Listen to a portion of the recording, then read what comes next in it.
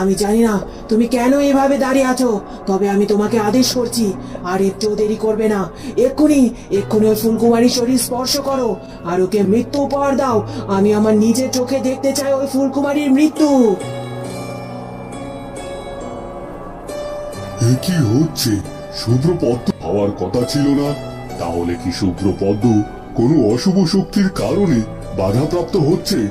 এই যে শুভ্রপদ্ম, এক্ষুনি এক্ষুনি ফুলকুমারীর শরীরে প্রতিস্থাপিত হও। হাতে যে সময় বড্ড কম, তুমি প্রতিস্থাপিত না হও তাহলে যে ভয়ঙ্কর বিপদ নেমে আসবে। ফুলকুমারীর হাতে যে বড্ড সময় কম, ফুলকুমারীকে রক্ষা করার জন্য সাহায্য করো। ওদিকে সে অশুভ শক্তিটি ফুলকুমারীর শরীরে প্রতিস্থাপিত হতে যায়, আর তখনই শুভ্র পদ্মটি তার আগে ফুলকুমারীর শরীরে প্রতিস্থাপিত হয়ে যায়, আর সাথে সাথে সে অশুভ শক্তি ধ্বংস হয়ে যায়। আর কিছুক্ষণের মধ্যেই ফুলকুমারী সুস্থ হয়ে যায়, তার শরীরের কালচে রঙও দূর হয়ে গিয়ে পরিপূর্ণভাবে সুস্থ হয়ে ওঠে ফুলকুমারী। সাধু বাবা, হয়ে গেছে। আমি বলেছিলাম না সাধু বাবা, আমার মন বলছে ফুলকুমারীকে সুস্থ করা সম্ভব। অবশেষে সেটা সত্য হয়েছে। ফুলকুমারী সুস্থ হয়ে উঠেছে, আর কোনো চিন্তা নেই। রাজকুমার, আপনি এভাবে চুপ করে দাঁড়িয়ে আছেন কেন? দেখতে পাচ্ছেন না ফুলকুমারী সুস্থ, আর আপনাকে কেউ আলাদা করতে পারবে না। রাজকুমার, চন্দ্রকুমার, আপনারা দুজনের পাশে থাকলে সব সময় বিপদকে এভাবে মোকাবেলা করতে পারবেন। আর কোনো ভয় নেই আপনাদের, এবার সব ঠিক হয়ে যাবে। না, এটা কিছুতেই হতে পারে না। সব কিছু শেষ হয়ে গেল। কতটা দূর এগিয়েছিলাম, কিন্তু মুহূর্তের মধ্যে আমি অনেক পিছিয়ে গেলাম। আমি তো কোনোভাবে ফুলকুমারীকে হত্যা করতে পারলামই না, আর আমার করা অশুভ শক্তিও ব্যর্থ হলো। এবার দ্বিতীয়বারের মতো তন্ত্রমাতা কোনো কাজ করতে গিয়ে এভাবে হেরে গেল। একবার হেরেছিল ফুলকুমারীর জন্য, আর আবারও হারলো ওই ফুলকুমারীর জন্য। ওই ফুলকুমারী আমার চেয়ে। ফুলকুমারী, তুমি কি ভেবেছো এই যাত্রায় তুমি বেঁচে যাবে? না, কখনোই না। তুমি এখনো পরিপূর্ণ সুরক্ষিত নয় ফুলকুমারী। তুমি এত তাড়াতাড়ি তো আমার হাত থেকে রেহাই পাবে না।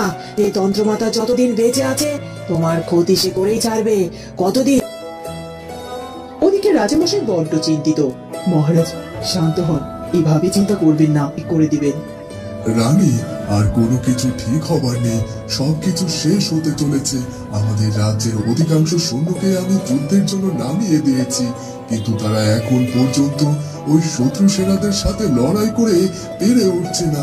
বহু সংখ্যক সৈন্য নিহত হয়েছে, আর এভাবে আর কিছুক্ষণ চললে সবকিছু শেষ হয়ে যাবে। আমাদের এই রাজ্য পরাজিত হয়ে যাবে।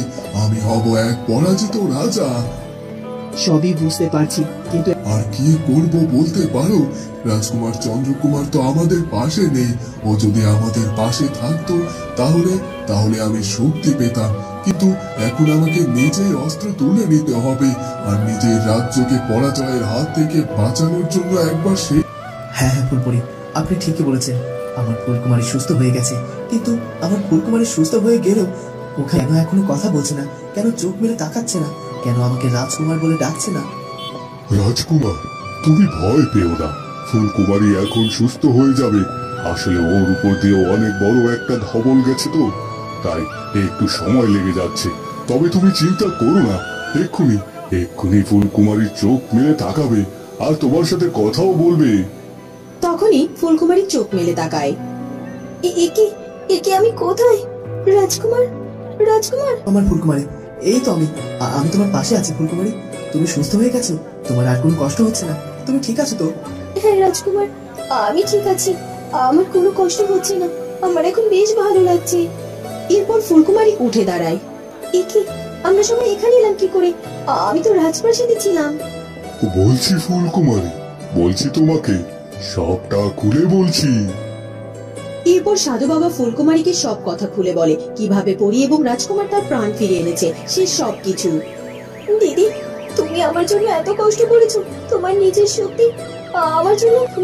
রাজকুমার, আপনি প্রাণের পরোয়া না করে ওই সুন্দর পদ্ম এনেছেন। সত্যি দিদি, তোমাদের কাছে যে আমি ঋণী হয়ে গেলাম। না ফুলকুমারী, না, এভাবে বলো না। আমি তোমার বোন, আর বোনের কর্তব্যটাই আমি করেছি। তাছাড়া তুমি সুস্থ হয়ে উঠেছো, এটাই যে আমার বড় পাওয়া। আমার শক্তি যে আমার কাছে কিছুই নয়। ফুলকুমারী, তুমি তো আমার জীবন সঙ্গিনী, আর তোমার যদি কিছু হয়ে যায় তাহলে কুটির থেকে বেরিয়ে পড়ে। যা, অবশেষে চারদিকটা পাহারা দিচ্ছিল, তাতে করে তো আমি কোনোভাবেই ওই কুটির থেকে বের হতে পারতাম না। আর আর তাছাড়া ভাগ্যে সে কুটিরের পেছনে একটা গোপন দরজা ছিল, আর সেই দরজা দিয়ে আমি এভাবে বেরিয়ে আসতে পেরেছি। আর তাছাড়া গ্রামের লোকজন যেভাবে চলাফেরা করছিল, আমার তো বারবার মনে হচ্ছিল কখন যেন আমি ধরা পড়ে যাই। তবে কালো কাপড়ে নিজেকে আবৃত করার কারণে কেউ আমাকে সেরকম ভাবে দেখতে পায়নি। এখন এখন আর কোনোভাবেই সময় নষ্ট করব না, এক্ষুনি আমাকে আমার রাজপ্রাসাদের উদ্দেশ্যে ফিরে যেতে হবে। আর একবার আমি এখান থেকে চলে যেতে পারলে আর আর কোনো বিপদ নেই। হ্যাঁ, আর দেরি করব না। আমি শেষবারের মতো বিদায়টা তো নেওয়া হলো না। ও আমাকে বাঁচানোর জন্য অনেক কষ্ট করেছিল, অন্তত অন্তত একটা ধন্যবাদের প্রাপ্য ছিল। যাই হোক, এখন যেহেতু ওর সাথে দেখা হলো না, আর দেখা করতে যে নিজের বিপদ বাড়াতেও চাই না। এতক্ষণে হয়তো ও নিজের কুটিরে ফিরেও এসেছে, আর লোকজনের সাথে দেখা হলেও ঠিক বুঝবে যে আমি কেন ওখান থেকে চলে এসেছি, আর পরে কোনো এক সময় তার সাথে দেখা করে নেব। এখন এখন আমি আমার রাজ্যের উদ্দেশ্যে রওনা দেই। এই কথা বলে রাজকুমার এসব কি বলছো কি তোমরা? তোমরা আমার জন্য অপেক্ষা করছিলে? তার মানে সত্যি রাজকুমার প্রতাপের কিছু হয়েছে, তাই তো? ও আচ্ছা, তার মানে ওই রাজকুমার প্রতাপের জন্য তোমার বড্ড চিন্তা হচ্ছে, তাই তো? আর খুব বেশি চিন্তা করতে হবে না, কারণ এবার রাজকুমার প্রতাপের সাথে যে তোমার বিবাহ হতে চলেছে। ফুলপরি কাঠুরিয়ার কথা শুনে বড্ড অবাক হয়ে যায়। এইসব কি বলছেন কি? রাজকুমারের সাথে আমায় বুঝতে পারছি না। বুঝতে পারবে, একটু পরে সবই বুঝতে পারবে। আর এই যে দিদি, তুমি এখানে দাঁড়িয়ে আছো কেন?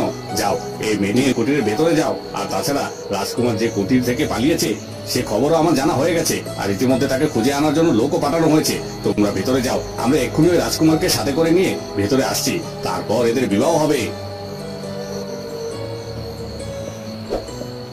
ওদিকে রাজকুমার প্রতাপ চলতে থাকে,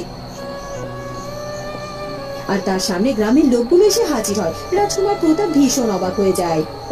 এই লোকগুলো তো আমার সামনে এসে পড়লো, তার মানে কি ওরা আগে থেকেই বুঝতে পেরেছিল যে আমি কুটির থেকে পালিয়েছি? এখন কি হবে? এখন তো ওদের হাতে আমি ধরা পড়ে গেলাম। কি করবো কি এখন আমি? এরপর কি হলো আমরা জানবো ফুলকুমারী পর্বর পরবর্তী পর্বে। আজকের পর্বটি ভালো লাগলে ভিডিওটিকে লাইক করে চ্যানেলটিকে সাবস্ক্রাইব করে দিবেন।